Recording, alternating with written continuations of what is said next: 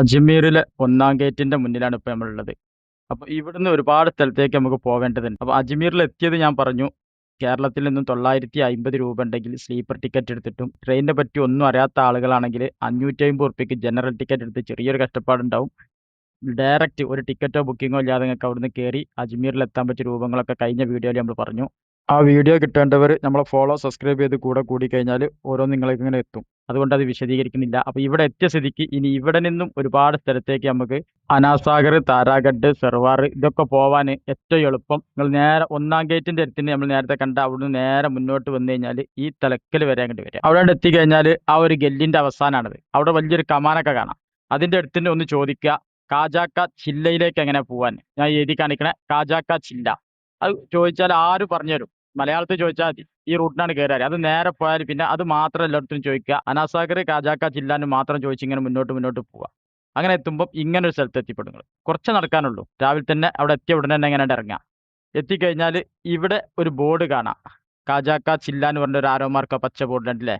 ഇവിടുന്ന് ഇങ്ങനെ കുറച്ച് മുന്നോട്ട് വന്നാൽ അവിടെ സ്റ്റെപ്പായിട്ട് ഇങ്ങനെ കയറി പോകാനുള്ള സൗകര്യങ്ങൾ നമുക്കിങ്ങനെ കാണാം. അവിടെ വലിയ കമാനൊക്കെ വെച്ചിട്ടുണ്ട്. അത് കാജാക്ക ചില്ല, അതായത് കാജ തങ്ങൾ ഇബാദത്തിലിരുന്ന സ്ഥലമാണിത്. ഈ സ്ഥലത്ത് ഒരുപാട് സംഭവങ്ങൾ ഇവിടെ കാണാനുണ്ട്. നമുക്ക് ഒരുപാട് ഉസ്മാനുൽ ഹാറൂനി തങ്ങൾ, കാജ പാപ്പന്റെ ഉസ്താദ് ഇബാദത്തിലിരുന്ന സ്ഥലം. അപ്പോൾ ഇങ്ങനെ ഒരു ബോർഡ് എത്തിപ്പെടും. ആ സ്റ്റെപ്പ് ഒരു 10-15 കയറുമ്പോൾ ഇങ്ങനെ ഒരു ജംഗ്ഷനും ഒരു ബോർഡും കാണാം.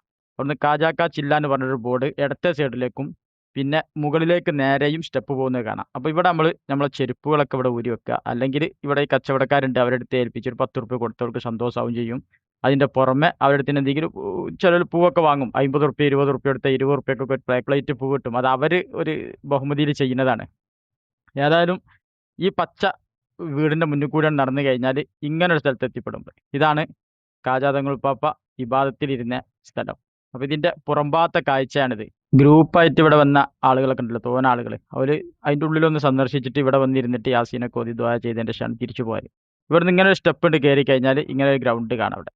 ഈ ഗ്രൗണ്ടിൽ എത്തിക്കഴിഞ്ഞാൽ നിങ്ങൾക്ക് ഇവിടുന്ന് നേരെ താഴത്തേക്ക് നോക്കിയാൽ അനാസാഗർ തടാകം കാണാം.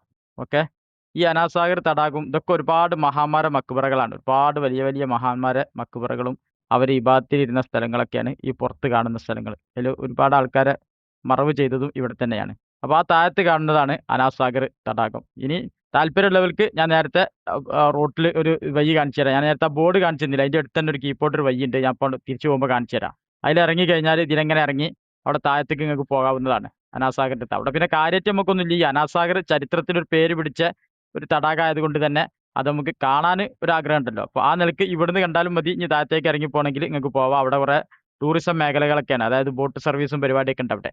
അതൊക്കെ നിങ്ങൾക്ക് ഉപയോഗിക്കണമെങ്കിൽ ഉപയോഗിക്കാം. അല്ലെങ്കിൽ അതൊക്കെ കണ്ട് നേരെ ദർഗയിലേക്ക് തന്നെ തിരിച്ചു പോരാം. ഇതാണ് കാജാക്ക ചില്ലന്റെ ഉള്ളിൽ, അതായത് തങ്ങൾ ഇബാദത്തിലിരുന്ന സ്ഥലം ഇതിന്റെ ഉള്ളിലായിരുന്നു. ഇത് വലിയൊരു ഗുഹയാണ്. ഇതിന്റെ ഉള്ളിൽ ഒരുപാട് അവിടുന്നേറ്റ് ബന്ധപ്പെട്ട ഒരുപാട് സംഭവങ്ങളൊക്കെ ഇതിന്റെ ഉള്ളിൽ ഉണ്ടായിരുന്നു. ആസാറുകളൊക്കെ ഉണ്ടായിരുന്നു. അങ്ങനെ അവിടുന്ന് ഇങ്ങോട്ട് ഇറങ്ങി ഞാൻ രണ്ടാമത് പുറത്തേക്ക് വന്നപ്പോൾ നേരത്തെ നമ്മൾ ഇവിടുന്ന് മേപ്പോട്ട് പോയില്ലല്ലോ.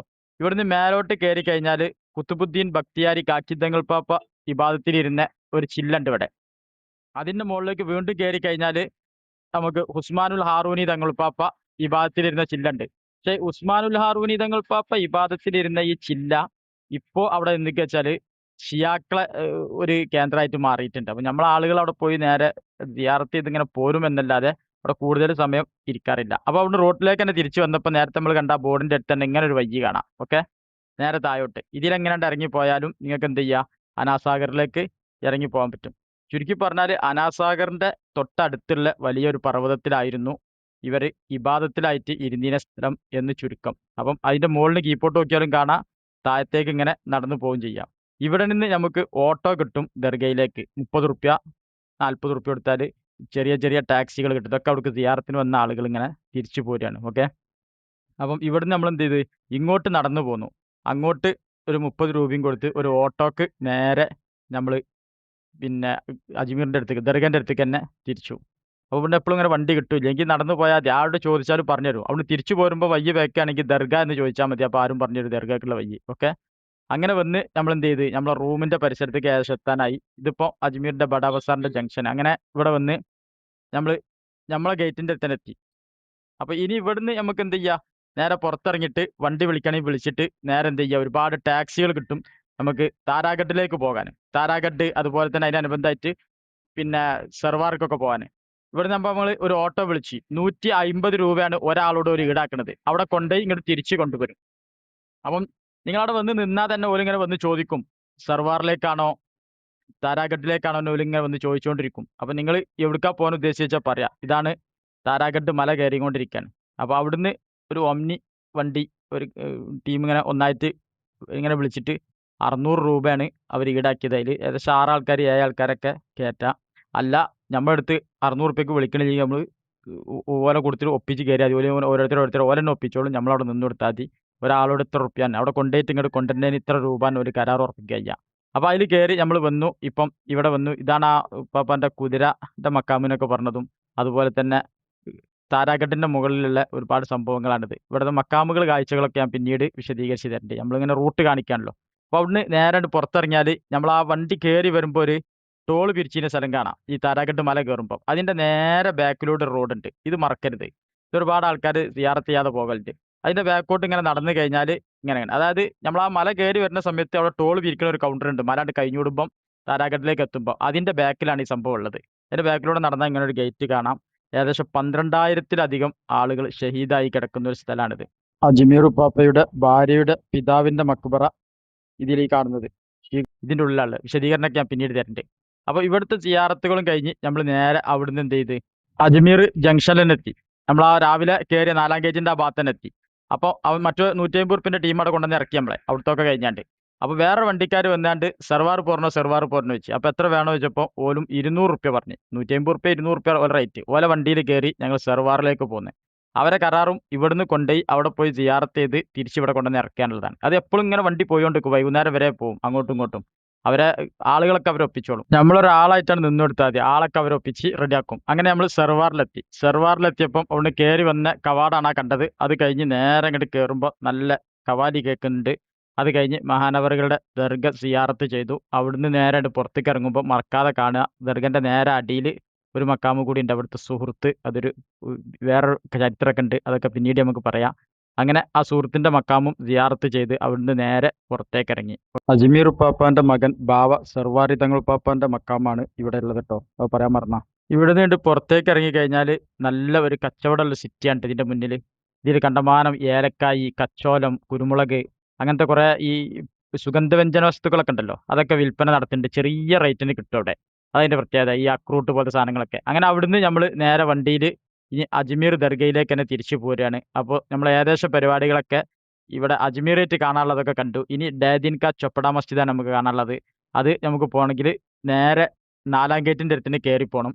അപ്പോൾ നമ്മൾ ദർഗൻ്റെ അടുത്തെത്തി. 4-ാം ഗേറ്റിൻ്റെ പുറത്ത് നമ്മൾ വണ്ടി ഇറങ്ങി 4-ാം ഗേറ്റിൻ്റെ അവിടുന്ന് ഗേറ്റിൻ്റെ അടുത്തേക്ക് ഇങ്ങനെ നടന്നു വരുന്ന ഒരു ഗല്ലിയാണിത്.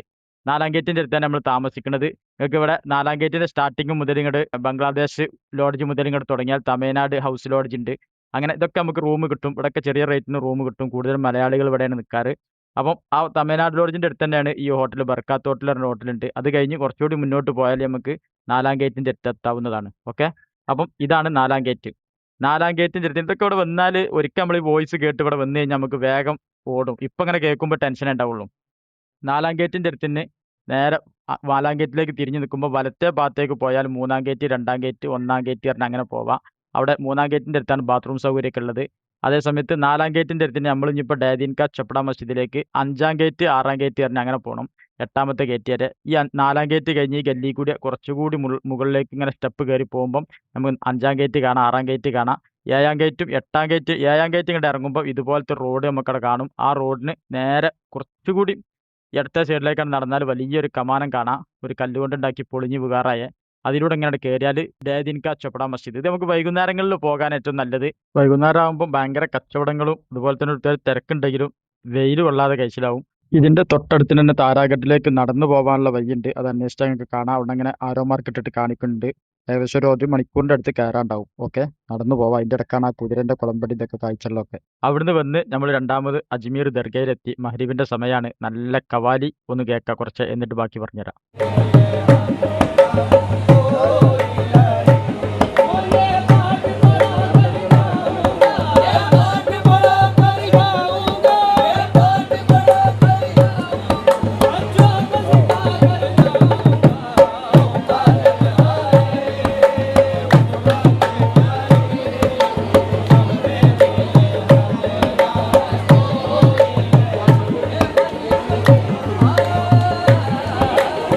ഇവിടെ രാവിലെ എന്നോ രാത്രി എന്നോ വ്യത്യാസമില്ലാതെ ഏത് സമയത്തും ഓരോ ടീം ഇങ്ങനെ മാറി മാറി കവാലി നടത്തിക്കൊണ്ടിരിക്കും. ഒരുപാട് ആൾക്കാർ അവരെന്ത് സഹായിച്ചുകൊണ്ടിരിക്കും.